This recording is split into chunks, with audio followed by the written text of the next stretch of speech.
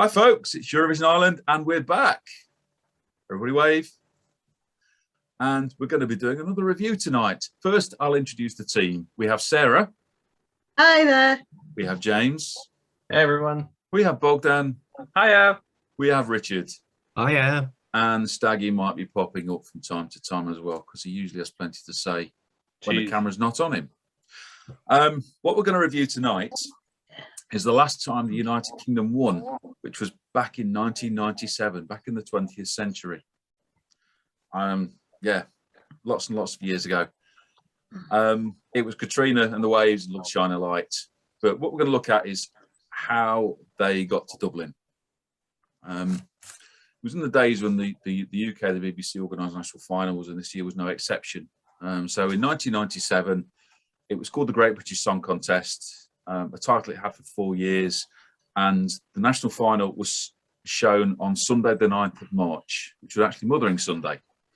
An afternoon programme, 4 songs, narrowed down from 8, and it was televoting, and the results were going to be revealed the following Saturday on the BBC's National Lottery Live programme.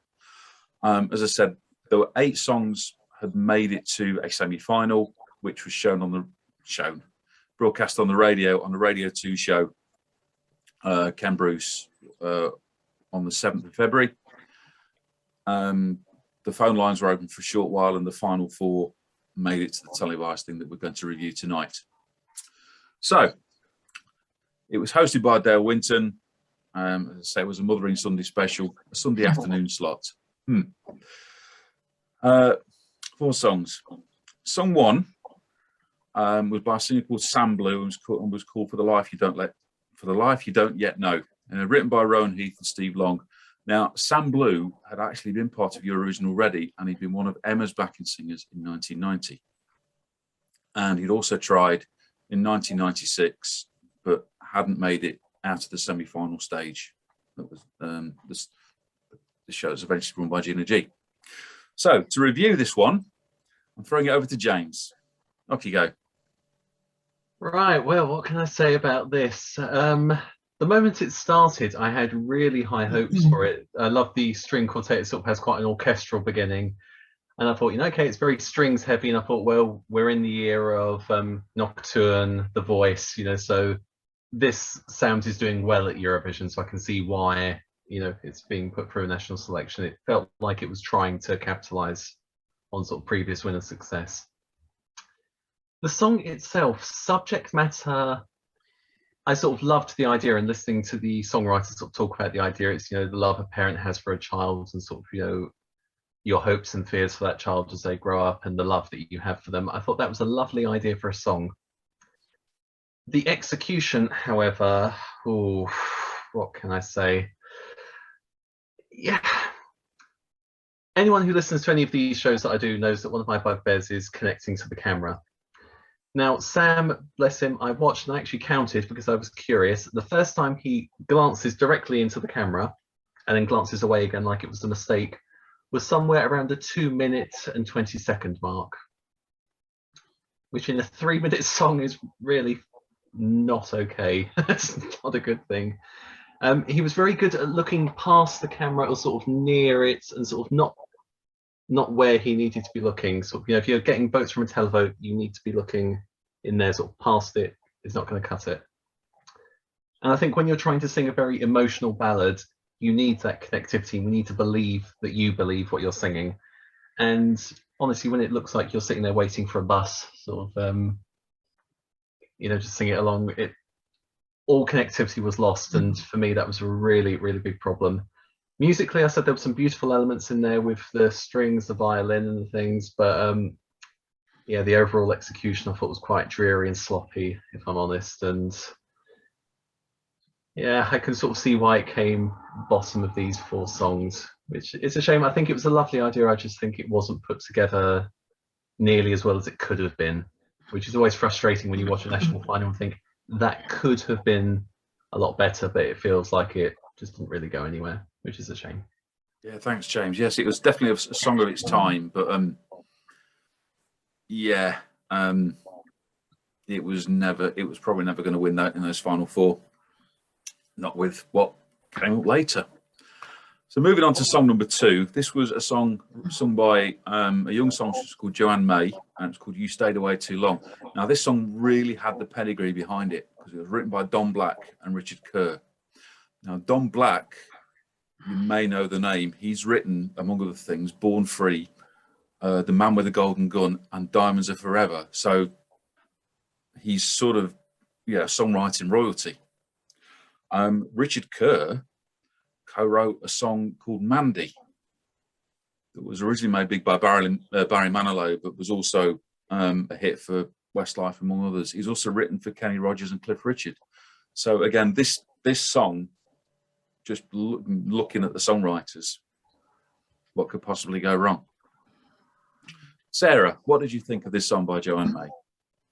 Right, well, my first impression when the song first started was that, okay, we've got some shades a little bit not too far off the Irish entries of past years, because obviously 1990s we had they were the years of the Irish domination, ballads, and sort of when I first started I thought, well, this isn't going to be much different from some of those Irish ballads that we've heard. Beautifully executed, I thought. The staging was good. There was just Joanna on stage, which was all it needed. Good vocals, good camera connection. It's a well-polished performance, and obviously that's down to the caliber of the songwriters and the fact that the staging was so well done. Would it have done well at Eurovision if it had gone? It would have been up there, I think, given the fact that there were no semi-finals in those days. It would have probably been up there, given the success of the Irish ballads sort of the years before. It might have been sort of heading sort of top 5, top 10. I don't think it would have won, though. I don't think it quite had that power that the eventual winner did. So yeah, I quite liked it, but and it was quite a polished performance, but yeah, it's okay. If she did nothing wrong, nothing wrong, I can't really fault it. Thanks, Sarah. Yeah, I think it was sort of, it's a bit of a ballad by numbers, but it was not quite, but not far off a masterclass on how to perform a ballad. No bells, no whistles, no gimmicks, just sing a song. And we know that that sort of thing had worked for the Irish many times in the 1990s, so why not? Okay, moving on. We've had a couple of ballads, so what does a contest need? It's something a bit more upbeat, and we've got that with Do Re Mi and Kerry singing "Yodel in the Canyon of Love." Whatever that means, I'll leave that to you, dear viewer. It was written by Kenny MacDonald and Gordon MacDonald. Kerry herself was part of a band called QFX, and they had a hit called "Freedom" in 1997 that made the top 30. Sadly, she's no longer with us anymore. But this is possibly her legacy. Bogdan, what did you make of the song? Right. So when I first heard the title of the song, I thought, oh, this is going to be absolutely brilliant, interesting. Let's see how it goes. So yeah, I watched the performance. It was definitely fun. Obviously, the song wasn't written to have deep lyrics and you can connect to them. It was purely for fun. In my interpretation, Yodel in the Canyon of Love would be the Canyon of Love. Canyon of Love is the arena, and all the fans shouting will be the yodel. So that's my interpretation of the song, what it was meant to be. I was expecting more, to be honest. Even though this was bonkers, I was expecting more. I was expecting more fun on the stage. And one thing that really put me off is that the guy that is yodeling on the track is not actually yodeling on the stage. We see a guy pretending to yodel, but you can definitely see he's not doing any sounds. He's just pretending to yodel. So yeah, it was a fun song. I liked it. Obviously, the singer couldn't bounce around the stage due to her health conditions, but she still made it fun. She still made it entertaining. But I was expecting more from the guys that were in the background, just not. Yeah, I was expecting a bit more fun because it was a fun song, and I watched it last week and I had it in my head all day long. So it definitely sticks in your brain. I'm not sure it's such a good thing, but for Eurovision, it's a good thing if the song gets stuck into your brain. So okay, no, I'm not gonna go there. Yeah. Thanks, Bogdan. Yeah, a good earworm, a song with a good hook, and that becomes an earworm. You can't really fault it, can you? And a lot of fun with that one. Definitely. Especially after a couple of ballads. Anyway, our final song of the four was this number called Love Shine a Light, performed by Katrina and the Waves. Now, it was written by Kimberly Rue, one of the Waves. He'd co-written a certain song called Walking on Sunshine that was a massive, massive hit worldwide for Katrina and the Waves in 1985. Some would say their time had come and gone, but they were back with this. It was actually written to raise money for the Samaritans. The particular branch in Swindon had reached its 30th anniversary, and they wanted a bit of fundraising. Kimberly Rue wrote it for them. Katrina, who was born in the USA, has lived in the UK since she was 16, daughter of service personnel. Katrina and the Waves Love Shine a Light. Richard, over to you. Well, I'm very lucky to be reviewing the winner of the night. Katrina was obviously dressed in one of her iconic velvety jackets with like the black blouse and black trousers. She was joined on stage for the national final at least by one guitarist and four backing singers. Now, if you just closed your eyes, you'd think the backing singers are gospel choir. It's that sort of powerful performance. Like James has said about connectivity, Katrina has had good connectivity with both the camera and the audience. And you can see in her eyes, she wants this. She's giving emotion. Obviously, Love Shine a Light won, and winners normally say songs of their era. However, you can say Love Shine a Light has outshone its era because it was relevant and fresh last year during the pandemic when the contest was cancelled, but we had the unofficial show, Eurovision Shine a Light, and it was used as like the anthem for the year, message of hope. So very few Eurovision songs can outlive their era and stay fresh, but Love Shine a Light really is one of those. It's fair to say it has become a classic. 24 years on, and it is still, like legend, you said, relevant. Isn't it? Yeah, it is. Yeah, yeah. Possibly the UK's finest hour at Eurovision, maybe.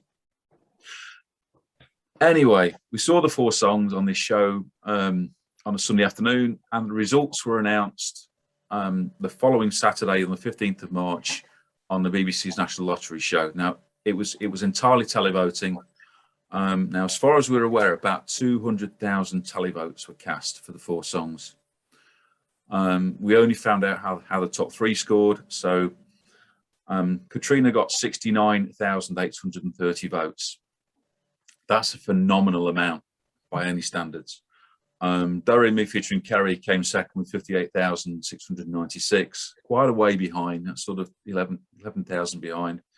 Joanna May got 51,500, just over. We don't know how Sam Blue did, but it was obviously less than 50,000. So the right result, I think we can all agree there. On to Dublin. Katrina took her little song, clearly won by a massive, massive margin of about 70 points, which at the time was the biggest ever margin for a winner. And it was also the highest ever point score with 227 points, beating Rock and Roll Kids by 1 point. So a runaway winner, a clear winner. This was also the first year that there was any form of televoting at the contest itself. 5 countries televoted, one of which was the UK. So the 48 points the UK could receive from televoting, it scored 46. That tells you something. If there'd been more televoting, who knows how it would have done. Love Shine a Light scored off every country. And that is a bit of a feat then and now. One country gave it 1 point.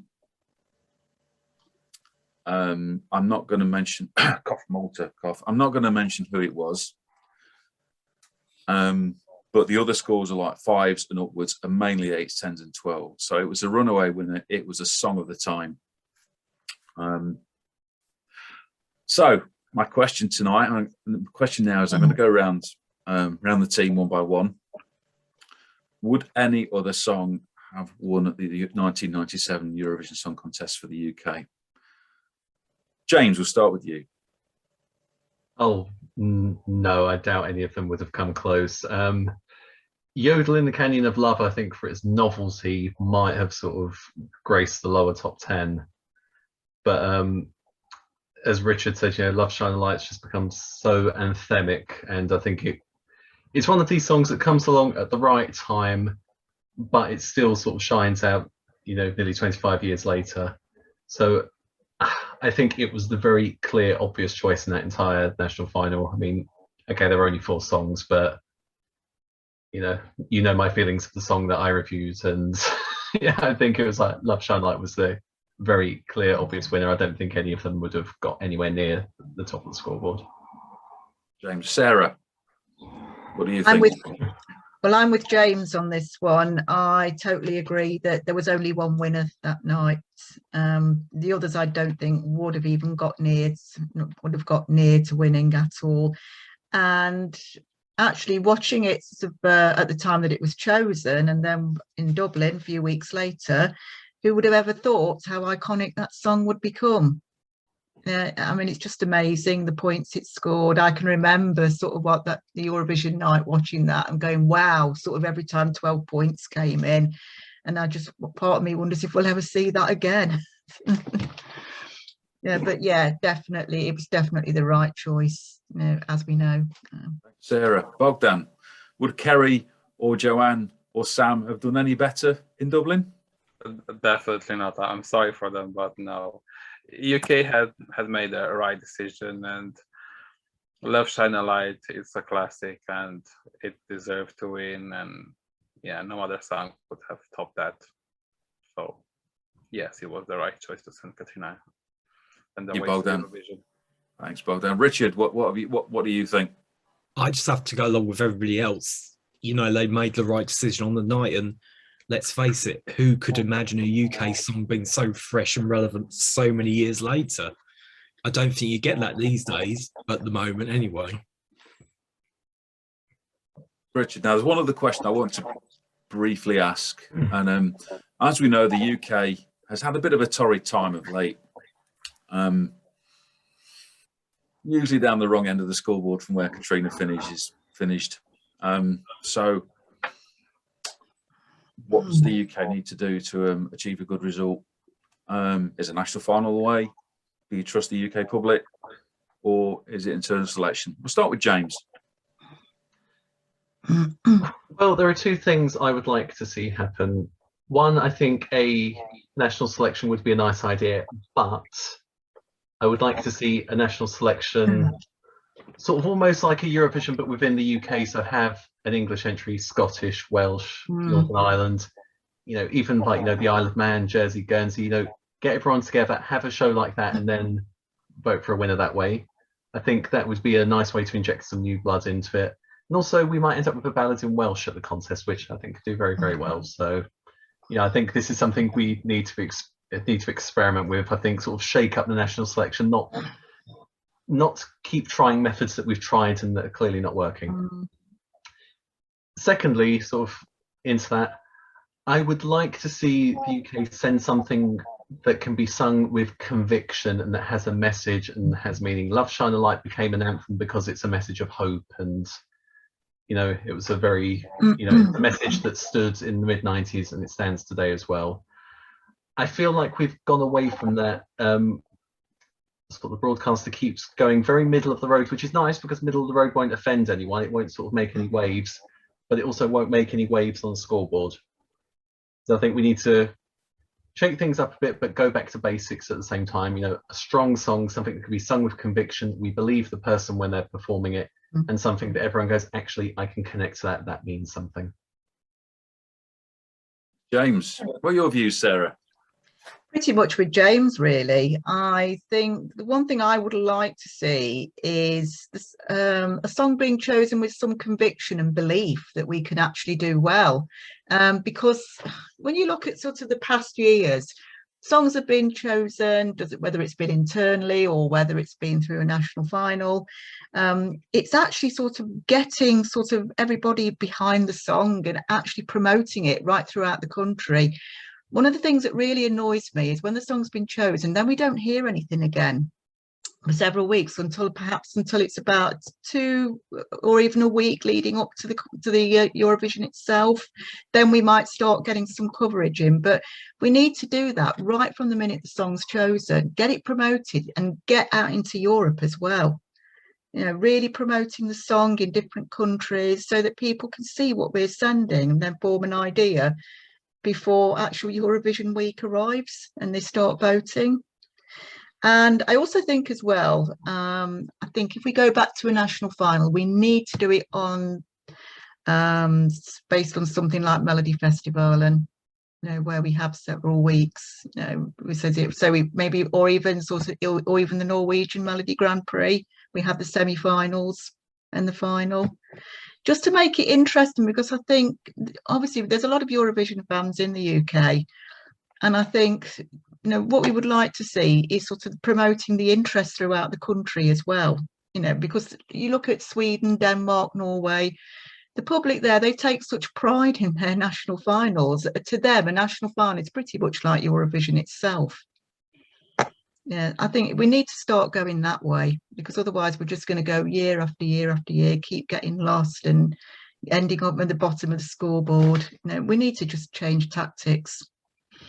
Yeah, Blue put in the hard yards and went around Europe in the national final season and got the UK left-hand side finish on the scoreboard.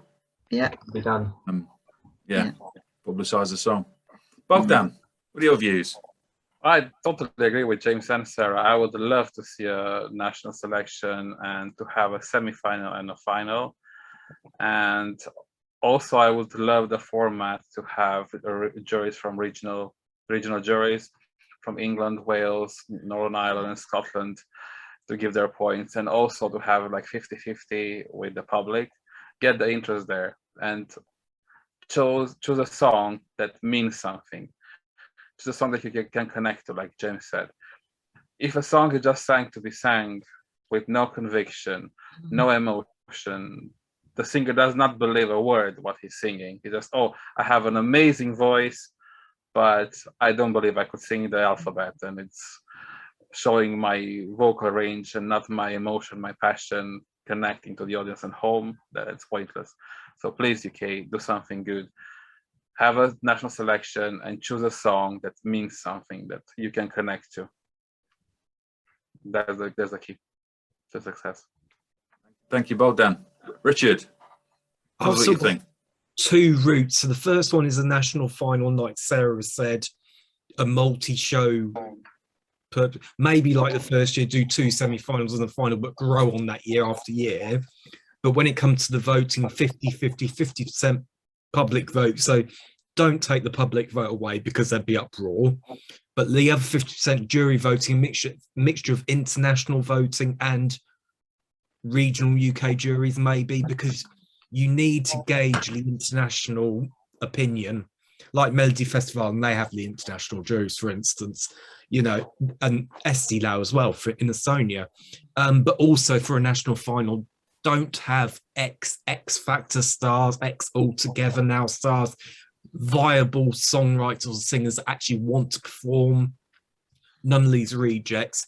But on the other hand, the other format they could go with is when Andrew Lloyd Webber was discovering new talent, and it was brand new talent, and it was like a 5-week knockout thing, and it was an actual show. And Andrew Lloyd Webber was known around Europe. He traveled around Europe. So you could go on that sort of direction as well, but it needs to be somebody writing the song that is known all around Europe, because I don't think the Pete Waterman version the following year worked. No. I think you're about right there. Yeah, I mean, the BBC operates this BBC Introducing programme where up-and-coming talents submit their music to local BBC radio stations and the like. That's how Molly Smitten Downs came through. There's a wealth of talent out there, and I'm sure they'd all give their IT to perform in front of 100 million plus people on a Saturday night TV show, even if they did come last or didn't do that well. So there's this wealth of talent. Give it a national final. Pitch local radio stations against each other. Make it like that. Or yeah, the UK's nations and regions, pitch them against each other. Because there are people out there who go through all of the submissions for BBC Introducing and pick out the best stuff. It gets played on local radio. Some of it makes it to national radio. It's not difficult. Get them to put in the hard yards like Blue did, and that got them a left-hand side scoreboard finish. Or yeah, maybe getting a well-known songwriter like Lord Lloyd Webber. Possibilities are endless. So anyone can win, as we've seen with Portugal and Finland and Austria and even the Netherlands. Anyone can win. And when you've got a song like the one from Måneskin, any style can win as well. Anyway, dear viewer, we hope you enjoyed our little review. Tell us what you think in the panel below. Email us, share a review if you like it. We do want to hear from you. We want to know what you think. Are we barking up the wrong tree? Should Katrina have finished second? Was it the right winner for the contest in Dublin? Was it the right winner of the Great British Song Contest? We want to know what you think. So stay tuned. Starting to get into national final season now, and Jesk season, and even Turkvision season. Stay tuned for some of that stuff that's going to come. And of course, we have our polls. Don't forget to vote in the polls, because they're the chance for you to have your say on what you think the best Eurovision songs are. So, from Sarah. Bye, everyone. James. Hi, everyone. Take care. From Bogdan. Hi, everyone. From Richard. Bye. And from me and Staggy. Thanks for viewing. See you Bye. soon. Bye. See you soon.